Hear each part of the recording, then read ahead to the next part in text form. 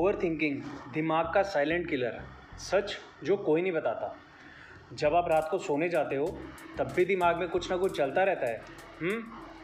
अगर छोटी सी बात को बार बार सोचकर आप थक जाते हो तो सुन लो, प्रॉब्लम दुनिया में नहीं, प्रॉब्लम आपका कंट्रोल से बाहर जाता हुआ आपका दिमाग है।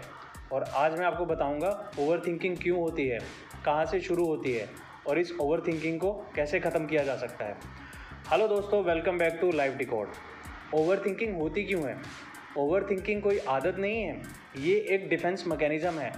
आपका दिमाग आपको बचाने की कोशिश करता है, फ्यूचर के रिस्क से, पास्ट के रिग्रेट से, लोग क्या सोचेंगे इस डर से।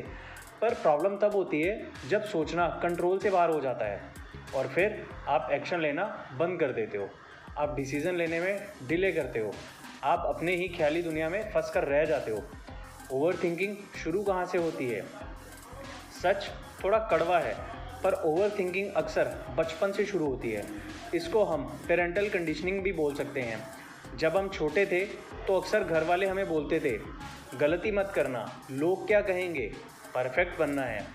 बचपन में बोली गई ये बातें सिर्फ आवाज़ नहीं होती, ये आपके दिमाग में बीज बनकर उभरती हैं और बड़े होकर आपकी सोच आपकी आवाज़ में बदल जाती है।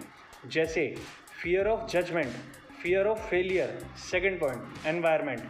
आप सोचते हो ओवरथिंकिंग आपकी प्रॉब्लम है, पर सच ये है कई बार आपका एनवायरनमेंट ही आपका दिमाग बना रहा होता है। जैसे टॉक्सिक लोग, हर बात में नेगेटिव सोचना, हर तरह से उसको नेगेटिव लेकर चलना, कांस्टेंट कंपैरिजन, आपके ऊपर डाउट करते हैं, सोशल मीडिया वैलिडेशन, आपकी ग्रोथ से अनकंफर्टेबल होते हैं।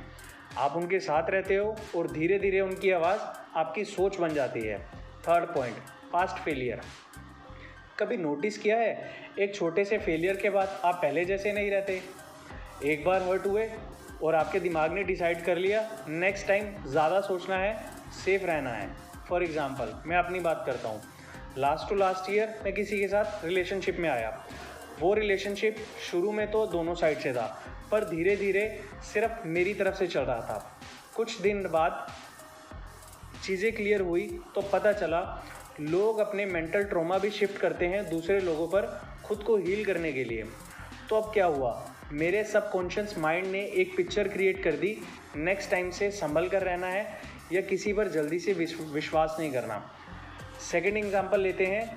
आप एक बार स्टेज पर गए और फेल हो गए, लोगों ने आपकी हंसी उड़ाई। नेक्स्ट टाइम क्या होगा? आप स्टेज पर जाने से पहले 100 बार सोचोगे। आपका सबकॉन्शियस माइंड आपको बार बार याद दिलाएगा, याद है ना लास्ट टाइम क्या हुआ था, ये दोबारा भी हो सकता है। और हो सकता है आप ट्राई ही ना करो। पास्ट का पेन आपको प्रोटेक्ट करने के लिए आता है, पर जब वो कंट्रोल ले लेता है तो वो आपको ग्रो करने से रोकना शुरू कर देता है। अगर आप ओवरथिंकिंग से बाहर आना चाहते हो तो एक बात हमेशा याद रखो, हर बार के हर्ट से बचना पॉसिबल नहीं है, पर हर बार ग्रो करना पॉसिबल है। ओवरथिंकिंग की स्टार्टिंग की स्टेज क्या है, इसको कैसे पहचानें? अगर आप भी खुद इस सिचुएशन में खुद को फील करते हो तो अलर्ट हो जाओ। फॉर एग्जांपल जैसे हर डिसीजन में कन्फ्यूजन, छोटी बात को बड़ा बनाना, रात को ओवरथिंकिंग हाई लेवल पर होना, किसी ने कुछ कह दिया उसे बार बार सोचना, खुद से नेगेटिव बातें बनाना, उसने मुझे ऐसे बोला तो मैं उसको ये बोल सकता था, मैंने उसको ऐसा क्यों नहीं कहा। और सबसे खतरनाक सिचुएशन, आप एक्शन लेना ही बंद कर देते हो। साइंस क्या बोलती है इस पर? आप सोच रहे हो मैं सिर्फ ज़्यादा सोचता हूँ, इसमें इतना सीरियस क्या है? ओवरथिंकिंग सिर्फ मेंटल प्रॉब्लम नहीं है, ये बॉडी को डिस्ट्रॉय करती है। जब आप लगातार स्ट्रेस में होते हो तो बॉडी में कोर्टिजोल हार्मोन इंक्रीज़ होता है। सिंपल भाषा में इसको समझने की कोशिश करते हैं। जब आप ओवरथिंकिंग करते हो तो आपका दिमाग हर सिचुएशन को डेंजर समझना शुरू कर देता है और बॉडी कोर्टिजोल रिलीज़ करती है, जिसको हम स्ट्रेस हार्मोन भी कहते हैं।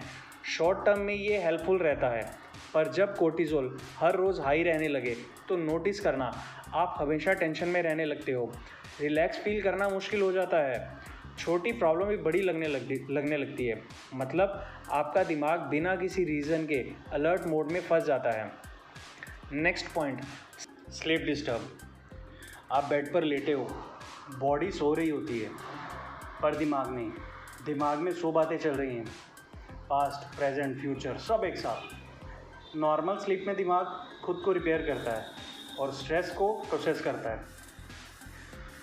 पर जब स्लीप डिस्टर्ब होती है तब ब्रेन प्रॉपरली रिकवर नहीं करता। नेक्स्ट डे और ज़्यादा ओवर थिंकिंग, फोकस और मेमोरी वीक होना शुरू हो जाती है। सिंपल टर्म्स में आपका दिमाग रिचार्ज ही नहीं होता नेक्स्ट डे के चैलेंजेस के लिए, जिससे एंजाइटी और डिप्रेशन का रिस्क बढ़ता है। जब नेगेटिव थॉट्स रिपीट्स होते हैं तब ब्रेन उन्हें नॉर्मल मान लेता है, जैसे हर व्यक्ति की बेचैनी, बिना वजह का डर। नेगेटिव थिंकिंग ऑटोमेटिक हो जाती है। धीरे धीरे एंजाइटी डेवलप होती है और लॉन्ग टर्म में डिप्रेशन का रिस्क बढ़ता है। मतलब आप अपने थॉट्स के गुलाम हो जाते हो। और स्ट्रेस के टाइम हार्ट रेट और बीपी इंक्रीज होता है। बॉडी रेडी होती है फाइट के लिए। हार्ट फास्ट पंप करता है, ब्लड प्रेशर बढ़ता है। पर जब ये सब डेली होना शुरू हो जाता है, बॉडी अननेसेसरली थक जाती है, चेस्ट में हैवीनेस फील होती है, लॉन्ग टर्म में हार्ट पर प्रेशर पड़ता है। मतलब बॉडी बिना किसी रियल डेंजर के रेस लगा रही है। लॉन्ग टर्म में आपका दिमाग थक जाता है, डिसीजन पावर वीक हो जाती है। मतलब आप अपनी लाइफ के ड्राइवर ही नहीं रहते। सबसे मोस्ट इम्पॉर्टेंट पॉइंट है, किन लोगों से दूर रहें।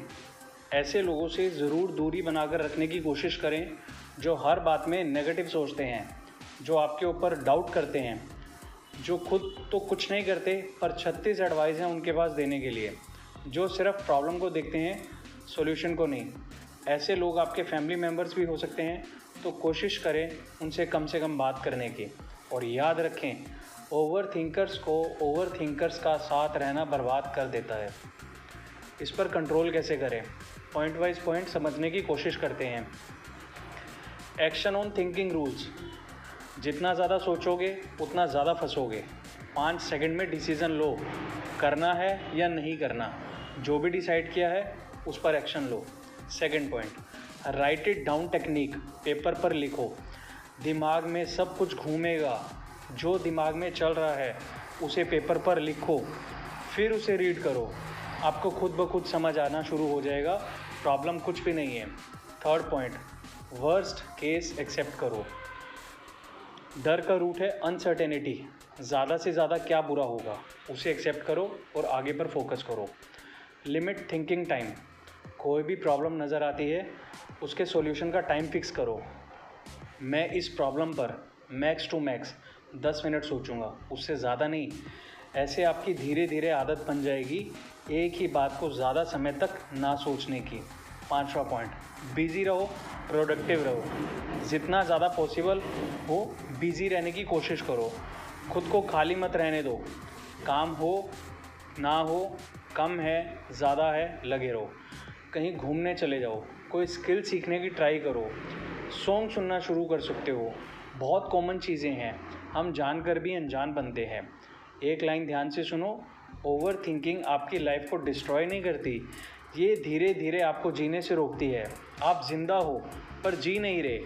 डिसीज़न लो, इम्परफेक्ट हो, गलती करो, पर रुकना मत, क्योंकि परफेक्ट डिसीज़न लेने वाले नहीं, डिसीज़न लेने वाले ही लाइफ में आगे बढ़ते हैं। अगर आप ओवर थिंकिंग से लड़ रहे हो तो इसको बार बार सुनो। और अगर आप किसी ऐसे इंसान को जानते हो जो चुपचाप स्ट्रगल कर रहा है, उसके साथ भी इस वीडियो को शेयर करो। तो दिमाग को कंट्रोल करो, वरना दिमाग तुम्हें कंट्रोल करेगा। चलिए इसके बारे में अगली वीडियो में और डीप तरीके से बात करेंगे। तब तक के लिए आप अपनी लाइफ को डिकोड करते रहो और इस वीडियो को लाइक करें, शेयर करें और चैनल को सब्सक्राइब करें। Thank you.